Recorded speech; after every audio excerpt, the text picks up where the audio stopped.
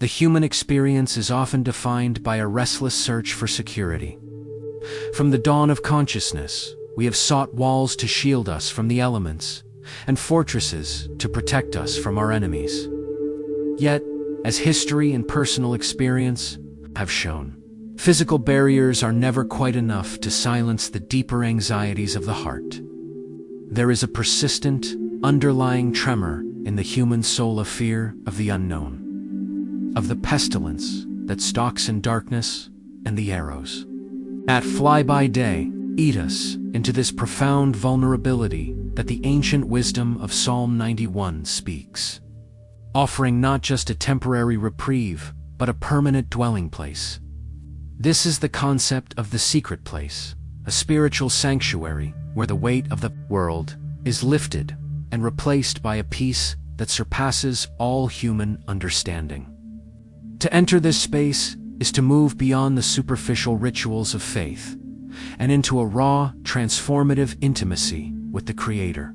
It is an invitation to step out of the scorching heat of life's trials and into the cool, restorative shadow of the Almighty.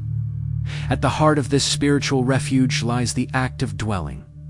There is a significant theological and psychological distinction between visiting a place and dwelling within it.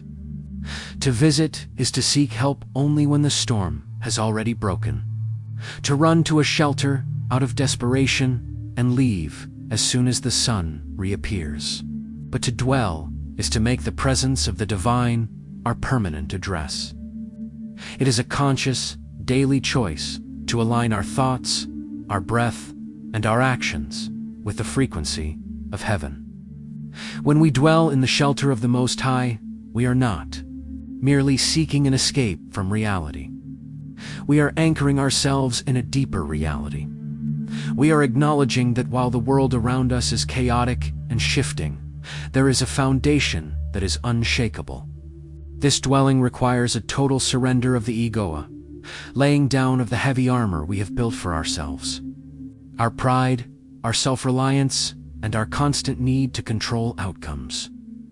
In the quietness of this surrender, we find that the shadow of the Almighty is not a place of darkness, but a place of profound light and protection.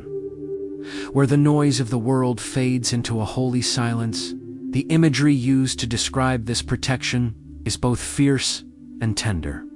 The metaphor of the Fowler's snare speaks to the subtle, hidden dangers of life, the traps of addiction, the snares of bitterness, or the quiet deceptions that lead us away from our true purpose. We live in a world designed to distract and entangle us, yet the promise remains that there is a power capable of untying every knot and breaking every chain. Alongside this is the image of the deadly pestilence, representing the invisible forces that threaten our well-being. Whether they be physical illnesses or the psychological plagues of anxiety and depression. The response to these threats is not a call to arms, but a call to trust.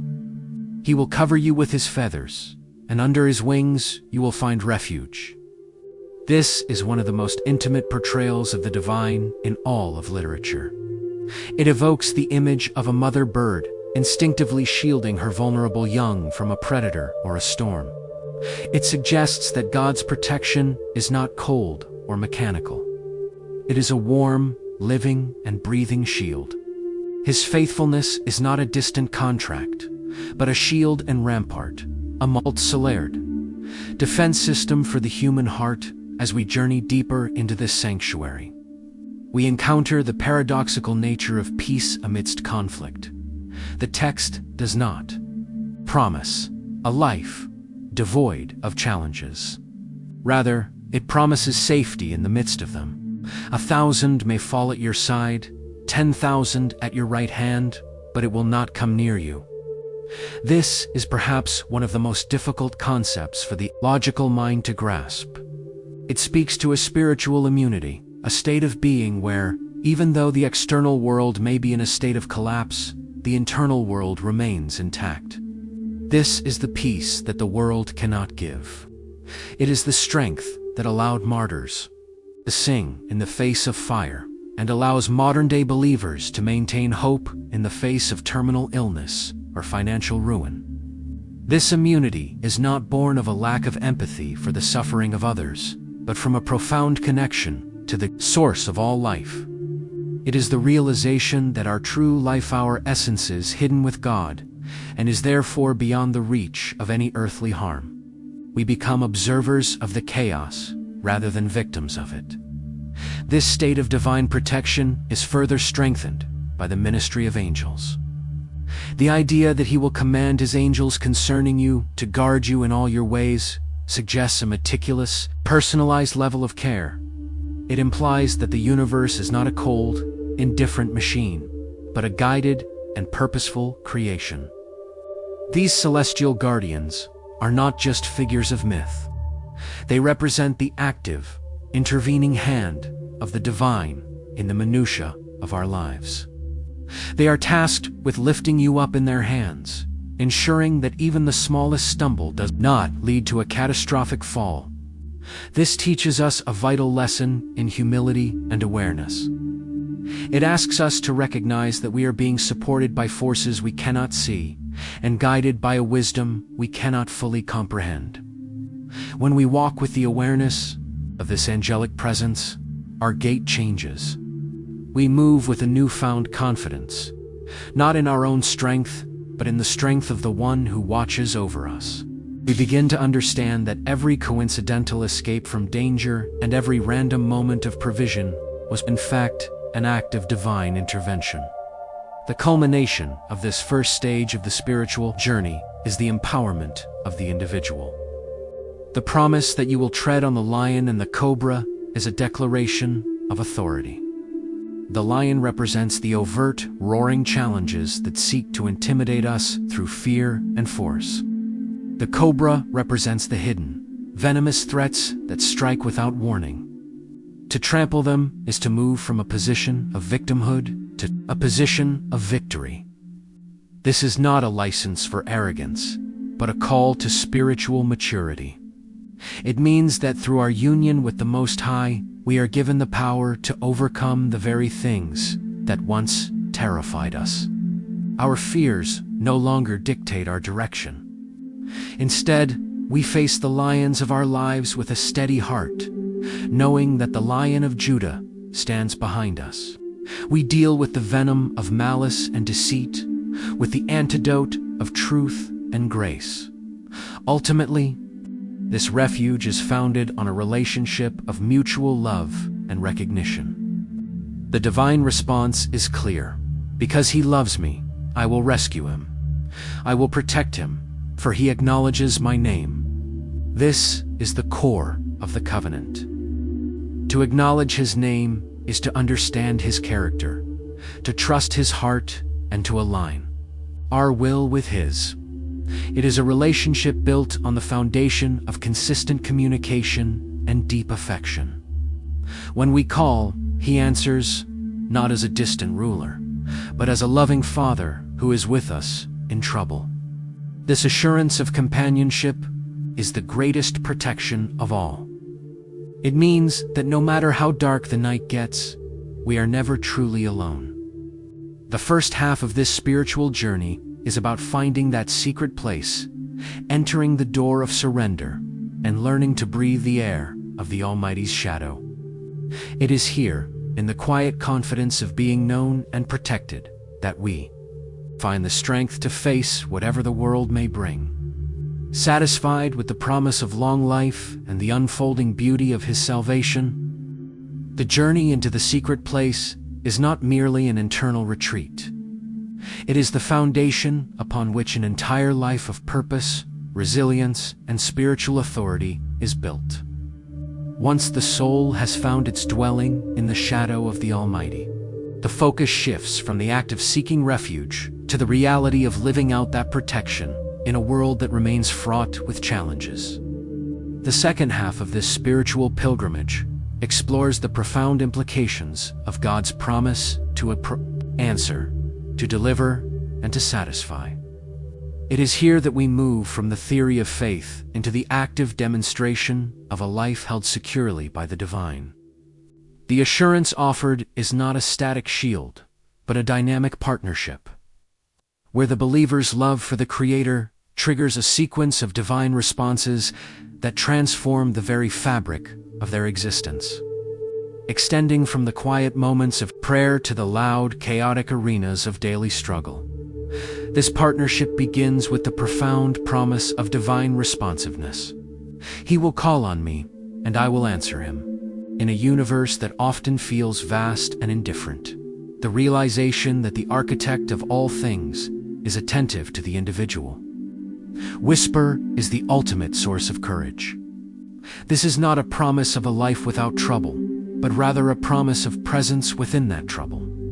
The presence of God does not always manifest as the immediate removal of the storm, but as the sudden, inexplicable peace that allows one to stand firmly while the winds howl. It is the "I will be with him" that changes everything. When we are in the midst of financial uncertainty, health crises, or emotional upheaval, the knowledge that we are not navigating the labyrinth alone shifts our perspective. We stop asking, "Why is this happening?" and start asking, "How are you moving in?"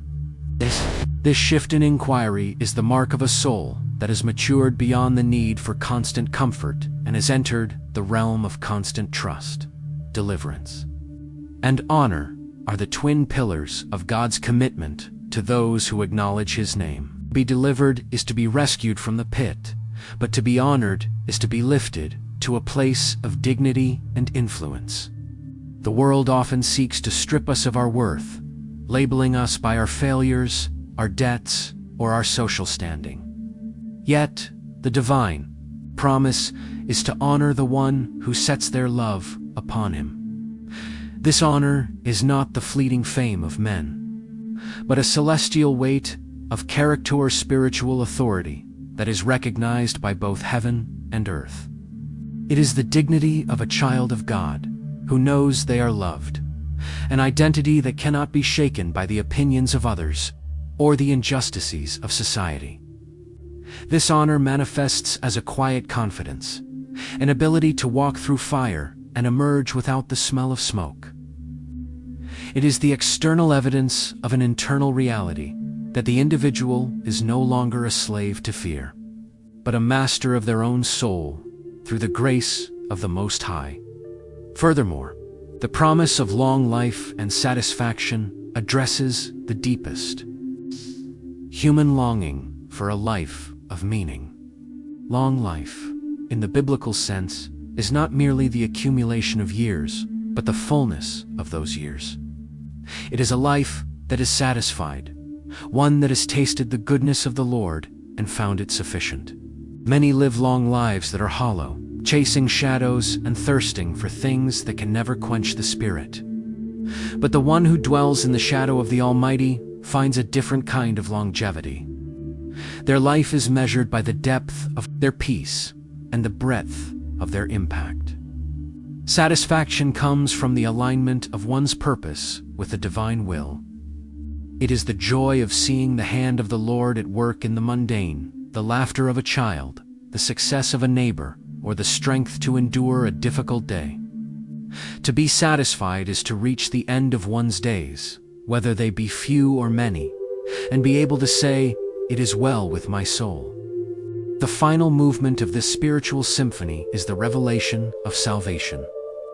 "I will show him my salvation," the Creator declares.